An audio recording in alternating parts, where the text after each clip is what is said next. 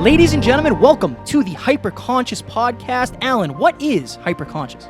Once you understand why something is the way that it is, now you have the power to change it. Great conversations with great people and great questions are the keys to the kingdom of unlocking your consciousness. Every single action that you do starts as a thought. When you control the way you think, you will control the way you act, and you will control the way you live. That is hyperconscious.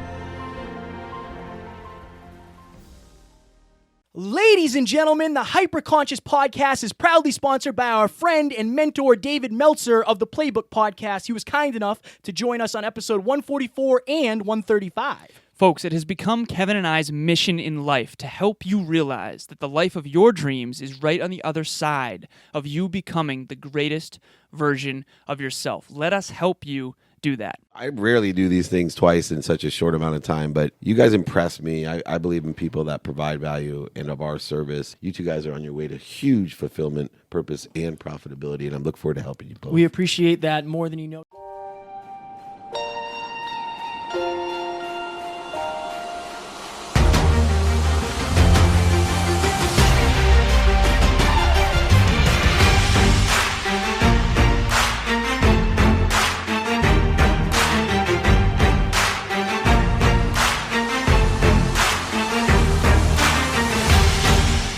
Ladies and gentlemen, welcome back to another very special, as always, episode of the Hyperconscious Podcast. We hope you enjoyed our latest 5-minute clinic where Alan and I sat down and talked all about trade-offs. Today, we are going to do a small talks episode on the word commitment. So whether it is committing to big dreams or committing to habits or committing to be a better version of yourself or relationships, I'm going to talk about relationships and commitment in relationships because that is something that is very near and dear to my heart right now. So, but before we do that, we are going to go to the hyperconsciouspodcast.com and click on... No, folks, so we actually just changed the website up a bit.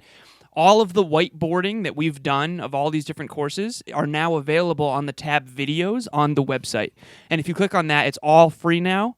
You can go through and look at the titles and figure out what you're going through, and then I guarantee you there's a tool that you can leverage in your tool belt in that videos section. Also, I was going to wait till the end, but we're just going to do it now. So if you do go to the hyperconsciouspodcast.com and you click Join Hyperconscious Nation, instead of the email list, we are now going to be doing a Facebook group. So the emails were great, and we got good feedback on them, but we were really unable to have a back and forth with you guys. And I'm sure it seems at times like we're talking, you're listening to just the microphone, and we want it to be us. Yeah. We want to be able to communicate with you. We want to know what you're going through so we can make the content better, and we want to build a community of people who want to become hyperconscious. And a lot of our listeners and our clients want to have impact on other people. So that is our goal with this Facebook group, to be able to have you guys connect and share your stories and talk to each other and take the most amount of value possible. That is our goal. So if you go to the website, click Join Hyperconscious Nation, it'll take you to the Facebook. Oh my God, the Facebook group instead of the mailing list. Folks, I want to be really transparent here. The truth is this: personal development is not necessarily as common as we'd probably all like it to be. And the path less traveled is inherently a little more lonely, but it doesn't have to be if you create a dream team of like-minded people. There is nothing... We just did an episode on support, which will be dropping on Monday. Yes. Next Monday. It was a 5-minute clinic. But after talking about support, it's so critical to have people around you who are like-minded, who have big goals and dreams, who want to be better human beings, and who are actively working on themselves, who are self-aware and into personal development. And that's why we're creating this Facebook group as well. We want you to not only connect with us and for us to connect with you, but we want you guys to connect with each other, because I know what it was like to be really hardcore into personal development when no one around me was, and it was really, really lonely. And I want you guys to team up and make each other better.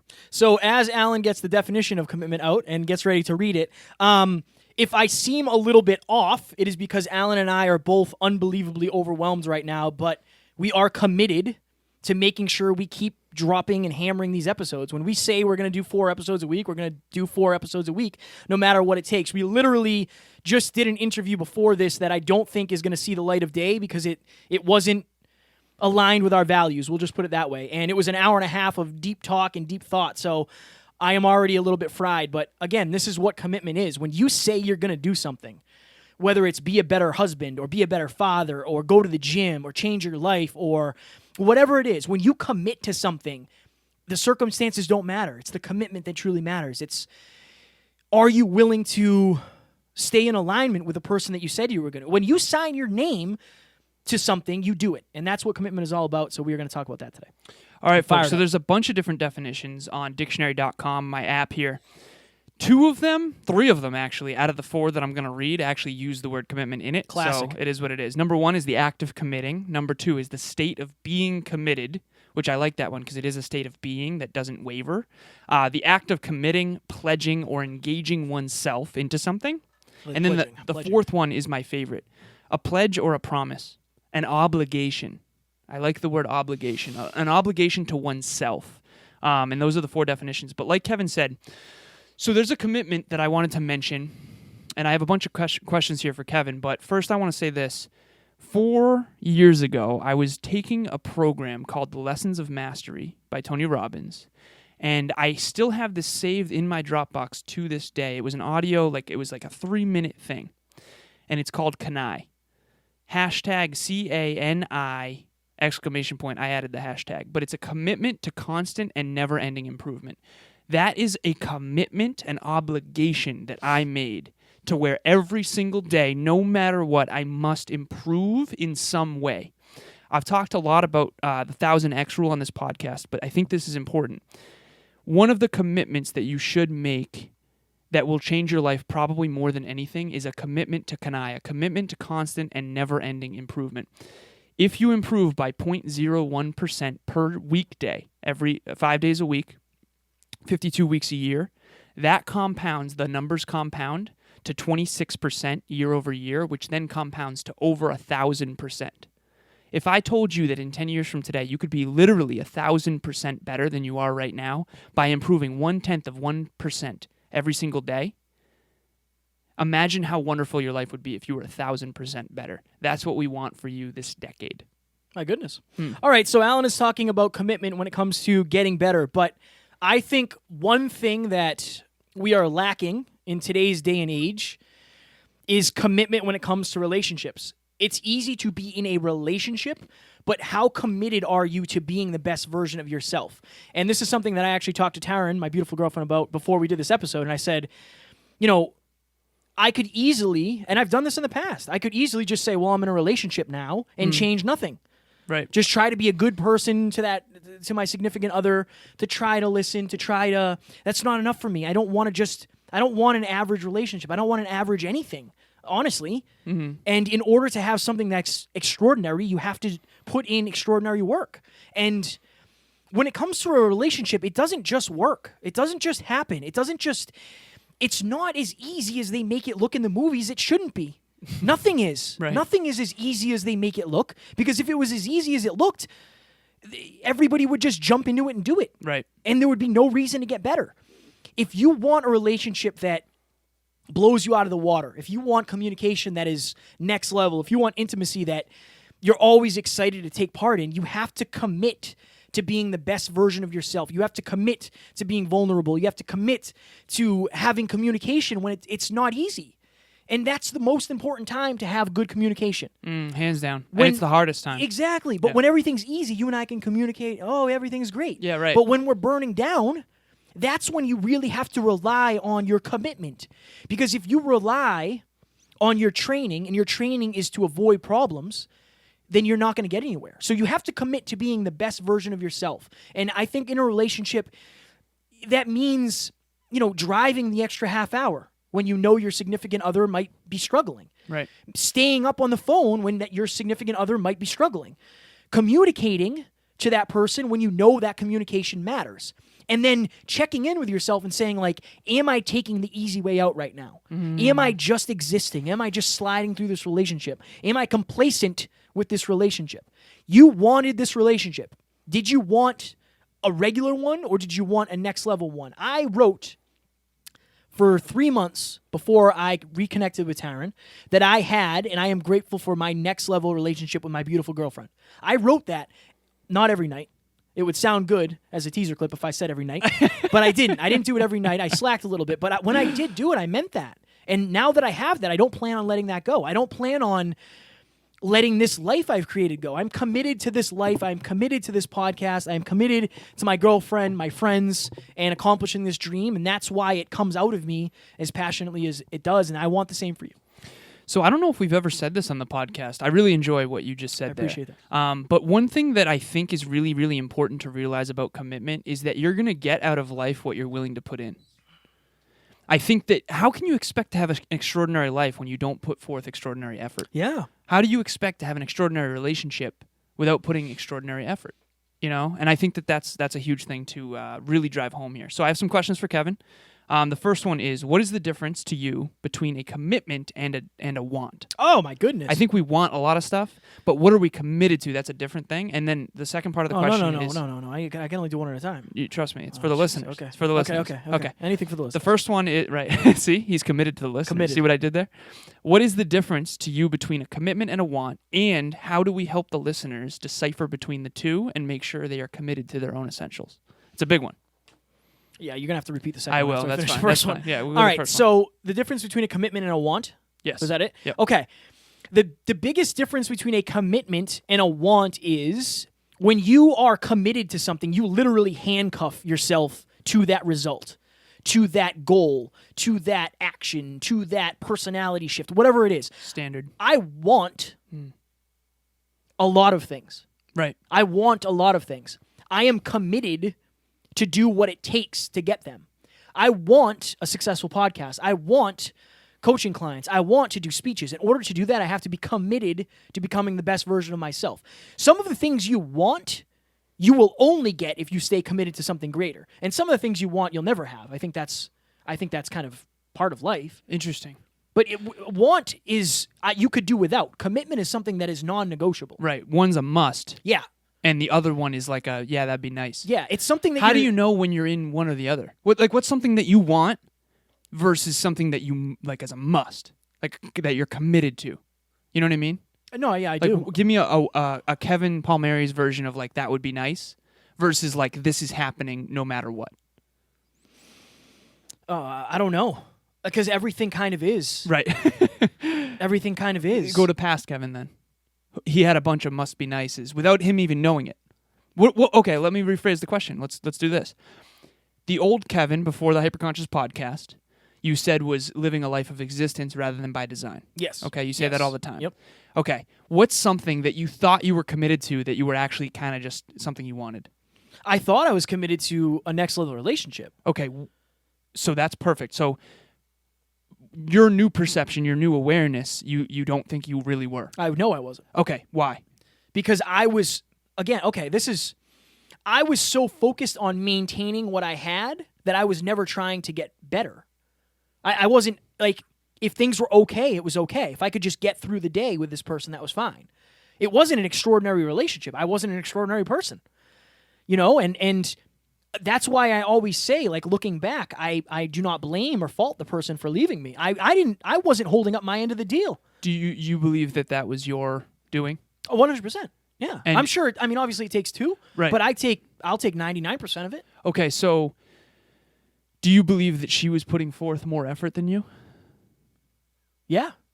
Okay. Yeah, I Did she have a genuinely do. higher standard for relationships than you? I guess, let me rephrase to make it for the listeners. So, was she committed to something more than you in terms of the relationship? It's interesting, man, because my commitment was it's interesting because Right, where you put your commitment my matters. commitment was like, Right. I'll move up to New Hampshire with you. Yeah. I'll pay for whatever has to get paid for.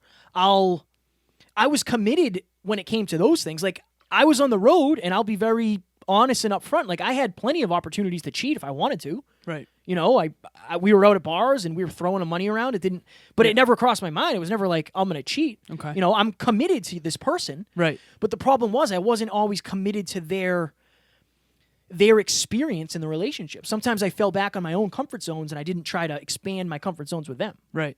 So you said earlier that you have a want. Let's say you wanted a great relationship, but what you have to commit to is something deeper. Yeah. So what is something you wish you had committed to that would have made that relationship work? And obviously you don't have any regrets because you're happy. Right. But like this is for the listeners to like learn from. It would just be getting out of my comfort zone. Honestly. Your own personal growth. Yeah. Right. It just small stuff. Like I just wanted to stay in my comfort zone. Even to this day, like hopefully Taryn doesn't get mad at me, but she'll say certain things like, well, I understand if you don't want to go do this because it's out of your comfort zone. Yeah. But I'll literally say like, no, I have to do this. I overheard that conversation. Right. Yeah. I have to do this because if I don't let me slide on my bullshit. Don't let me revert to my training. Yeah. I remember you saying that. Don't let me slide. I this is what I wanted. I have to figure it out. Right. I have to figure it out. I'll be mad at myself if I don't. I will regret that. And I do believe that one of the reasons why we have an intimate relationship is to help. They help us see things about ourselves that we cannot see. Yeah. And they help us get outside our comfort zone and grow. So I often say this. I say a genuine desire of the heart is what I believe is the thing that will get us to become the person we were meant to be. So like, because you want to be a good boyfriend to Taryn, it's going to force you to become a greater man for the world. I always say beyond that. Every night, Right. so I kind of stole this from you. Every single night, whether she's with me or we're apart, we say what we're grateful for each other before bed. The gratitude game. Every single night. Right. And one of the things that I'm grateful for regarding her is she makes me a better man. I want to be a better man. Good enough is not for me. Right. And it's never been, but now I have like the ultimate why power. You know? And again, like guys, I dated Taryn 3 years ago. Right. And I couldn't handle it. We should probably figure out why that is. Because she was more hyper-conscious than I was. Why? I don't know. Because she wanted to be. Right. Because she was more aware. At that point, you weren't committed to your personal development yet. There was no personal development.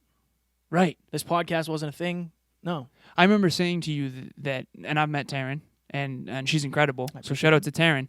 But I remember saying to you, like, I don't think that version of Kevin could sustain this relationship you're experiencing now. Right. I couldn't. So if you want things, and for the listeners out there, if you have a genuine desire for an extraordinary relationship and to really be deeply in love, I'll just use myself as an example because I've experienced a level of love that I don't think I had the skills to sustain. And I wasn't as committed as I wish I was more committed to communication. I wish I had gone to couples counseling earlier. And again, fail forward. Right. I'm the man I am today because of those failures. Like I've learned from them and their lessons, and that is what it is. That is life. But like,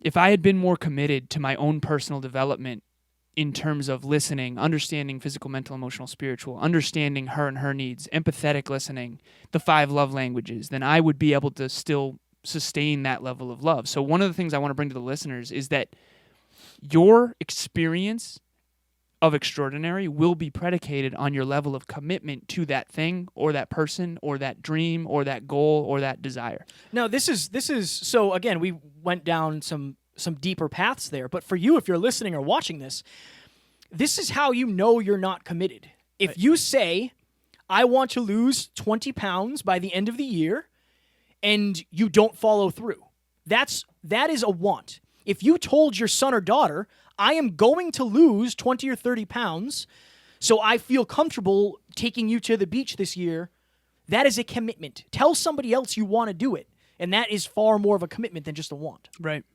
Yeah. Yeah. One more question. I think Are we over? Of course we are. It went by so fast. Okay, so one of the other questions that I had written down was this. What are some things that you... Oh, no. Next one. Sorry. Jeff them.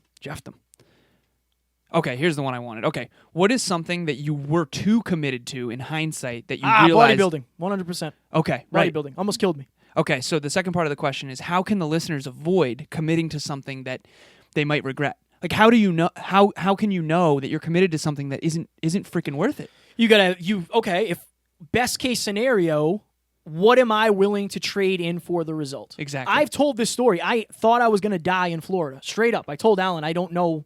I literally was in the bathroom and I thought I might die. Right. And that was fine. Not fine, but like it was what it was. I said to myself, if this is how I go, this is how I go. I am committed to doing whatever it takes.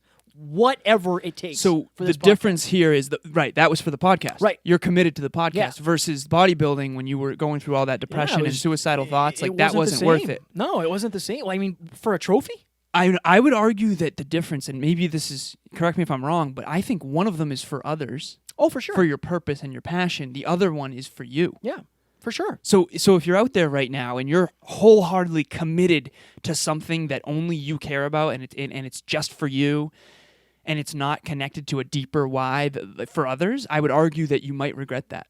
Yeah, I think you have to figure out, like, what am I actually willing to trade for this? Right. What's the price that I'm willing to pay? Yeah, I was committed to the point where I brought my meals to weddings. And I didn't I prepped through the 4th of July, my birthday, my girlfriend's birthday at the time, 2 weddings, and I brought chicken and rice to every single one of those events. Looking back, I was overly committed. Now, I did well and I learned a lot, sure. But if I could take that level of commitment and to put it into something that mattered, like this podcast, Right. or, that's what makes the biggest differences in this world. What's a question that we could challenge the listeners to ask themselves? And this is just off the cuff. To question whether or not they're committed to something that is too big a price to pay, that they might regret. Like what could you have asked yourself back during that wedding when you were doing a bodybuilding meal and you were depressed? Like, What are you willing to trade for this? and then what would the answer have been? I don't know. Because the thing is, at the time, I thought I was willing to trade a lot. Right. Because I was. Or, I mean, looking back on it, say that. Like, if I know in the moment it seems like all of this is worth it, but take yourself out of the frame, put yourself a couple years ahead. In the grand scheme of things, does this even matter? Right. Like, are you putting yourself through all this hell, this pain, for nothing? I just had a little breakthrough. Is this level of commitment my life's work? Or is this just some bodybuilding show? Right? Like, let's say your dream, like Justin, was to be the greatest bodybuilder to ever live. Yeah. Then I would argue maybe the commitment's worth it. I agree, yeah. Right. Is this my life's work? Is this my life partner? Like, is this... I think if you're going to do something, do it well. I'm with that. Because I think that's what's going to... That standard is really important. But Jim Rohn talks a lot about this. He said, I remember in those early days, I was committed to, like, trying to help people that didn't want to be helped. And he used to say, and it's kind of funny, he says, my first business, I had a team, and I was like, I'll help my team succeed or I'll die trying. And then he's like, well, I almost died. Yeah. And in hindsight, he wouldn't have invested that much time and energy into them when they didn't even want to help themselves, and where he took a lot of that away from his family and his kids. And it's like, if I could go back, I wouldn't pay that price. So I think one of the keys to commitment is, am I committed to this thing that I really, really want? If not, why not? And more importantly, am I committed to the things that I'm most passionate about? Am I committed to something that basically my essentials? Am I committed to my dreams? And the dream can shift, but like maybe you're committed to something that really doesn't matter that much. Dude, I think a lot of people are. Right. I think a lot of people are committed to things that don't necessarily make them better. Or, like if one of your commitments is you meet every Wednesday with your friends and go get beers, what could you do with that commitment? Right. Right. That's it. Right. And again, nothing against that. If that's your thing, if that's your R&R, but that's be your conscious R&R. about it. Right. Understand what you're if doing. you can commit to that, you can commit to anything. Anything. That's Right. why people will say, like, well, I couldn't lose weight. No, you didn't commit to losing weight. Yeah. That's the only thing. Yeah. If you told all your friends and your family, hold me accountable. When I reach for that cupcake, say, hey, Jan, remember why you started this in the first place. Right. That's commitment. Everybody wants stuff. Are you willing to broadcast what you want to your family, to your friends, to your social media following? Like, that is what commitment is. The most successful podcast of all time. That's commitment. Right.